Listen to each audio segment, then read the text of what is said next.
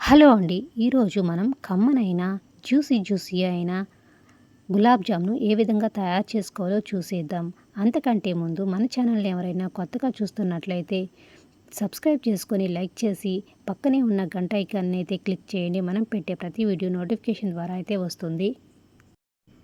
So, ఇప్పుడు మనం షాప్‌లో దొరికే ఎంటీఆర్ గులాబ్ జామ్ ప్యాకెట్‌ని అయితే యూజ్ చేస్తున్నాను. ఇది చాలా బావుంటుందండి. సో, దీన్ని ఒక బౌల్‌లోకి అయితే వేసుకుంటున్నాను. ఈ విధంగా బౌల్లోకి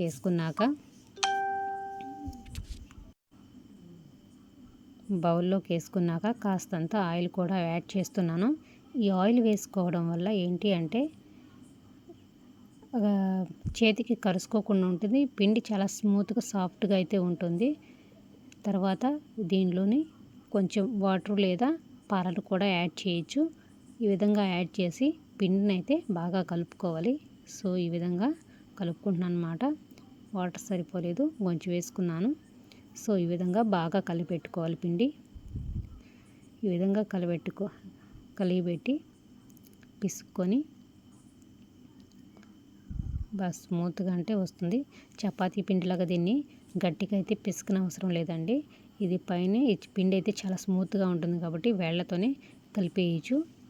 చపాతీల పిండిలాగా గట్టిగా అవసరం అయితే లేదు. సో, ఇప్పుడు బాగా ఈ విధంగా కలిపేయాలి. కొంతమందికి ఏంటంటే గులాబ్ జాములు ఫస్ట్ టైం చేసే వాళ్ళకి చాలా గట్టిగాను క్రాక్స్ వచ్చినట్టు ఉంటాయి. సో, అలా కాకుండా ఈ విధంగా కలుపుకున్నట్లయితే అలా రాకుండా చాలా నీట్‌గా బాగా అయితే వస్తాయి ఫస్ట్ టైం చేసినా కూడా. సో, ఈ విధంగా పిండిని అయితే బాగా కలబెట్టుకున్నాను. చూస్తున్నారు కదా, ఈ విధంగా కలబెట్టుకుంటున్నాను. ఈ విధంగా బాగా కలబెట్టుకున్న తర్వాత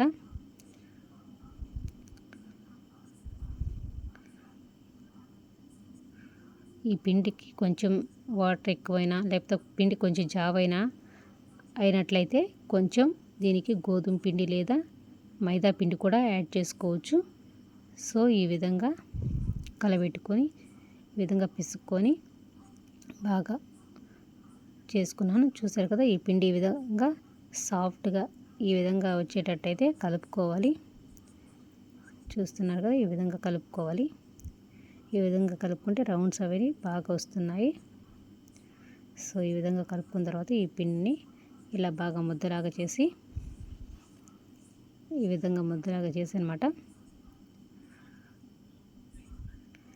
దీన్ని ముద్దలాగా చేసి కాసేపు అయితే దీన్ని ఒక 20 నిమిషాలు పక్కన పెట్టేస్తున్నాను. సో, 20 నిమిషాలు బాగా నానుతుందనమాట. నానితే చాలా స్మూత్‌గా అయితే వస్తాయన్నమాట. సో, దీన్ని పక్కన పెట్టేసుకున్నాను.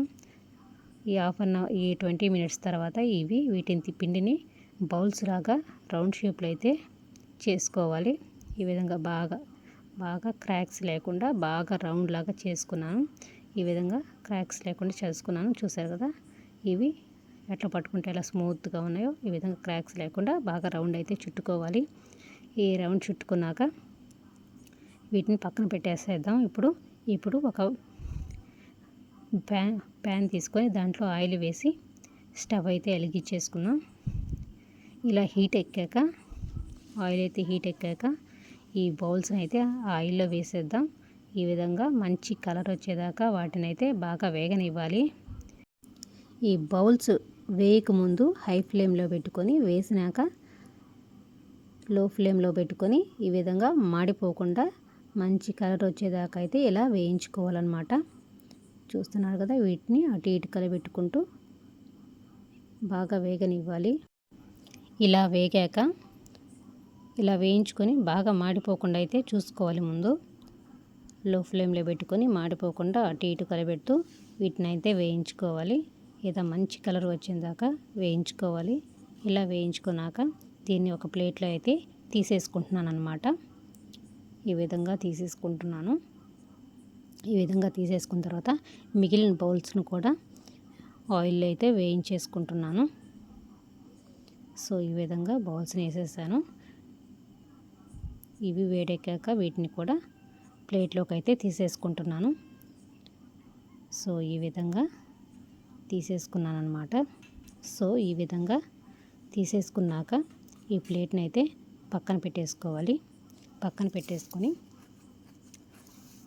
చూస్తున్నారు కదా ఎలా మంచి కలర్లో వచ్చాయో, ఈ విధంగా కలర్లో వచ్చి పక్కన పెట్టేసుకుందాము.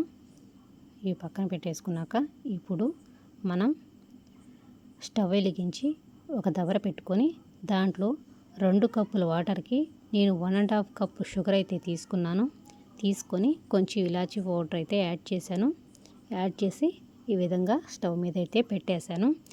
ఈ విధంగా ఈ వాటర్ అయితే బాగా తెల్లుతున్నాయి కదా, ఇవి కాస్త బాగా తెల్లినాక కాస్త జిగట వచ్చేదాకా అయితే ఉంచాలి.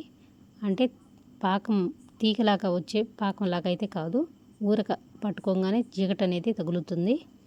సో ఆ జిగట వచ్చేదాకా దీన్ని అయితే ఇలా మరగనివ్వాలి. సో ఇలా జిగట వచ్చినాక ఈ బౌల్స్ని అయితే స్టవ్ ఆఫ్ చేసి ఈ బౌల్స్ని అయితే యాడ్ చేస్తున్నాను. సో ఈ బౌల్స్ అన్నిటిని ఈ విధంగా అయితే యాడ్ చేస్తున్నాను.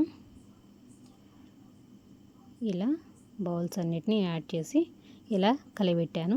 ఇలా కలిపెట్టిన తర్వాత చూస్తున్నారు కదా ఎలా ఉన్నాయో. ఇవి ఒక 10 నిమిషాలు అలా వదిలేస్తే అవంతా బాగా పీల్చుకొని బాగా స్మూత్గా బౌల్స్ అయితే బాగా ఉబ్బినట్టు బాగా వస్తాయి అన్నమాట. సో చూస్తున్నారు కదా ఈ విధంగా అయితే బౌల్స్ అయితే ఉన్నాయి. ఒక 10 to 15 మినిట్స్ అలా వస్తే ఈ విధంగా బౌల్స్ అనేవి ఉబ్బి చాలా బాగున్నాయి. ఇది ఈ 10 నిమిషాల్లో వాటర్ని అయితే బాగా పీల్చుకొని ఇలా బౌల్స్ లాగా పెద్ద బౌల్స్ లాగా అయితే వచ్చేస్తాయి. చూసారు కదా స్మూత్ అయినా స్వీట్ అయినా జ్యూసీ గులాబ్ జామ్ అయితే తయారైపోయింది. సో ఇలాంటి మరిన్ని అప్డేట్ కోసం మన ఛానల్ అయితే సబ్స్క్రైబ్ చేసుకోండి.